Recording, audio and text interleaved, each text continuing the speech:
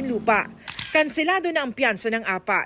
Hindi pinagbigyan ang hiling nilang ma-extend ang bail dahil guilty beyond reasonable doubt ang hatol laban sa kanila. Iniutos din ng korte na isyuhan ng arrest warrant sina Lee at Guerrero na hindi dumalo sa promulgation kanina. 2014 pa may active hold departure order laban kay Lee. Nasa immigration lookout bulletin rin ang pangalan nila ni Guerrero. Nakakating na rin po sa kaalaman ni Ginoong Lee at ni Ginoong Guerrero na nag-issue po ng warrant of arrest po ang korte. So it will be in their best interest na mag-voluntary surrender na lang po sila. We are very confident that they will be able to do their job, which is to locate the remaining accused who are now at large.